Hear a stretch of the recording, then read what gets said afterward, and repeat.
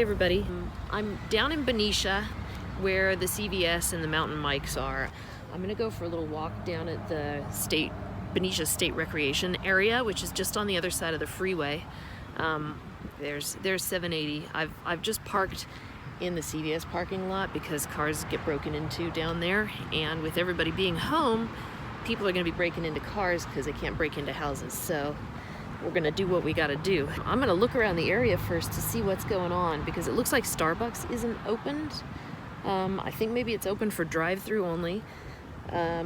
Pretty much what everybody says. CVS is open because it's essential.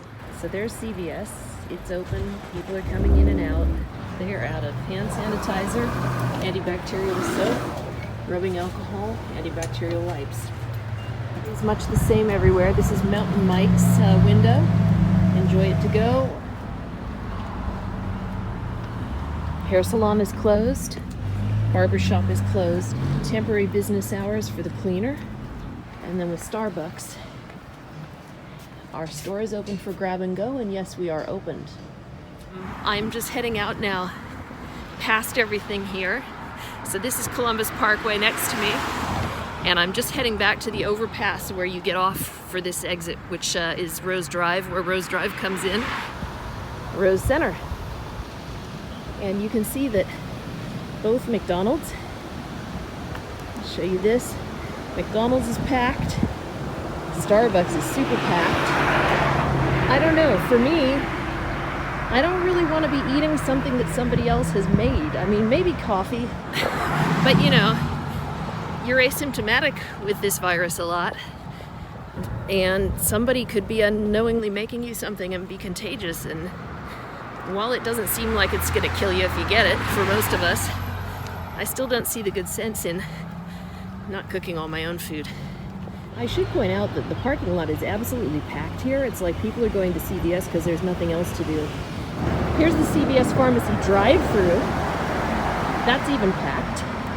There is like a huge line of cars coming up to it here, which is so strange. Plenty of cars out on the road too. It doesn't seem to be affecting our area as much as some because we're not that crowded anyway. So I actually started working from home 2 weeks ago. This is my second week because my dad was in the hospital for a pacemaker, and with what was going on, I didn't want to take a chance at infecting him. So I'm actually in my second week now. I went out a little last week to the hospital and stuff, so I was still running around then, but I was mostly at home. And then last Thursday, when the hammer came down where I work, and they said work from home as of midnight, we're deactivating your office passes, blah, blah. I actually grabbed Andrew and we went down to Rayleigh's in Southampton, and we came to our Safeway and stocked up on all the essentials because we figured that a big onslaught of panic buying was coming and we didn't want to have to go out that much. So I haven't been out all week. I've been out with the cat on walks and that's it. And making all our food at home and working hard actually. I had quite a busy week so far, so this is the first little break I've taken. And this is really pretty going over the overpass. I haven't done this before. So there's 780 looking towards Vallejo. And pretty lights over here. There's a nice little area they've made on the overpass, and this is looking towards Concord Martinez direction. It's about 68 degrees out today. It actually feels warmer than that now that I'm out here. It's really pleasant. It'll be even more pleasant when I get away from all these traffic sounds, but so far I've only passed by one person, and one person in a car who was leaving Starbucks. We waved to each other. We were our six feet apart. And just out to get some fresh air and a brisk walk without the cat. I put my shoes on today to come out, and lo and behold, there's Kitty. She sees my action shoes go on, and she's like, great, we're going for a walk. I think she was surprised when I let her out, and I didn't come with her. I feel kind of guilty, but that's okay. I can go for another walk later. There's somebody making use of the cycling path. You can see there's quite a lot of people parked down here. I'm always hearing about break-ins, so I decided I wasn't going to park over this side.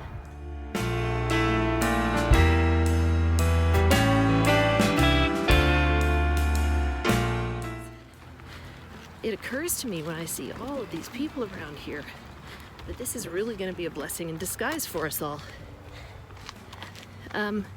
Because we're all getting out. I see people out here I never see it this crowded. People are outside getting sunshine and exercise. I mean, look, I am out here at when it must be close to 2 p.m. now, and it's just packed with people. It's really good.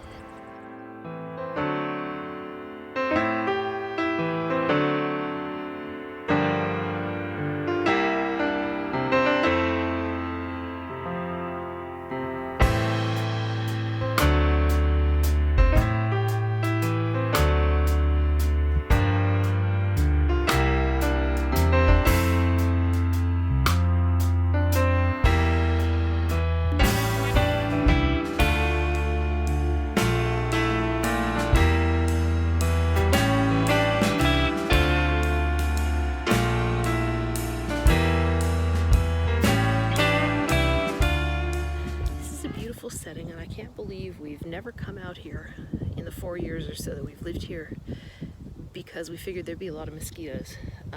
It is marshland, but I don't think it's going to be any worse than any place else we've been, like our own backyard. And it is a strange new world where I'm taking time off in the middle of the day to actually get out and get some exercise because I can't get out later. And then I'll do work later tonight, and I'm actually doing work on the fly through Slack at the moment, having a little discussion about an upcoming project.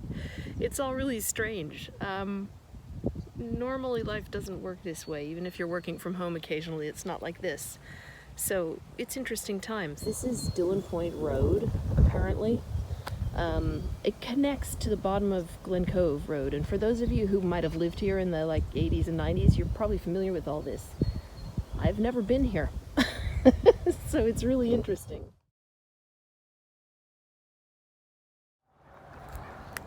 This is the second part of this video. I came out here the other day just to see what folks were around. It's the weekend now. I'm here with Andy, and it's more crowded than it was, and I've come further out the point this time. This is a little rest area right off the point. There's picnic tables and barbecues. It's really quite nice.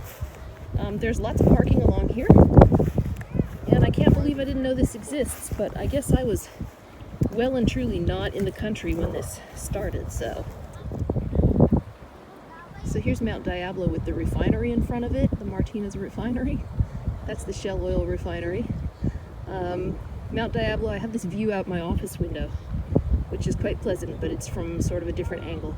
This is apparently a good place for viewing the annual bird migrations also, and you could see that because those are the marshlands right there, and that part is not accessible by the trails here, but it would be a good place to view everything flying away for the season. So we're here at the end at Dillon Point, and down here you can see that there is good fishing. We just watched somebody catch like a foot-long fish. And back here, this is the direction we came from. That is Benicia right there, but I think where we parked is more back this way. There's Andy. And we are at the end. So this did take us, I'd say, somewhere around half an hour, 40 minutes, somewhere in that range. Here's a guy casting his line. And I think he's the one who was quite successfully catching fish. There's a lot to be caught out there.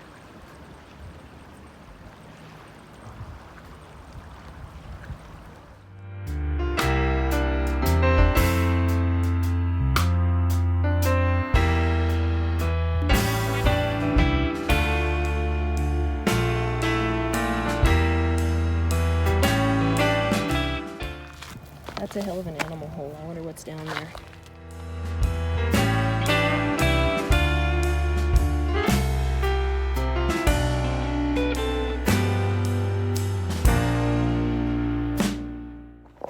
So we worked out that this path actually goes around, and we're gonna We're going back this way. You can see off in the distance there, Mount Diablo behind us. And we're just gonna go around this other way. So I've seen these before in Rodeo, which is nearby. I'm not sure if it's a type of squirrel or if it's something else, but I aim to find out. Isn't he cute? And you talk to them nicely, and they'll let you get pretty close. I wonder if people feed them. Hi, fella. Very nice.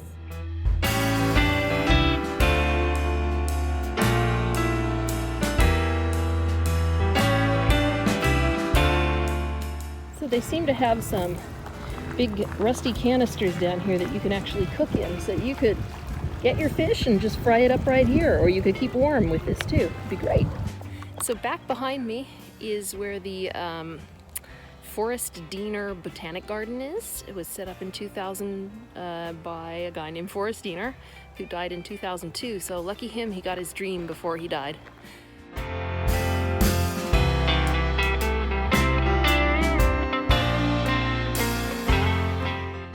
So we made it all the way out to Dillon Point, and it's really nice out there. A lot of people fishing. It looks really nice. We might drive part way and walk around the point the next time, or hey, maybe we'll get bikes. What do you think? Will we get bikes? Electric? No. And now we are sitting on a bench. We got 15 minutes to go. We have to kind of head to the left here and then back to the right. And off in the distance in this shot, you can see a flagpole. That's where the entrance to the state park is. And then over here is the Rose Shopping Center, which is where we've parked our car. So right over here, and I don't know if you can still see it, there's a jackrabbit. I think he's going back in his hole, yeah. Andy just had the best idea, and for the first time since we got rid of it, I miss my Segway. If we had two Segways, that'd be really good here, wouldn't it? Yeah. Yeah.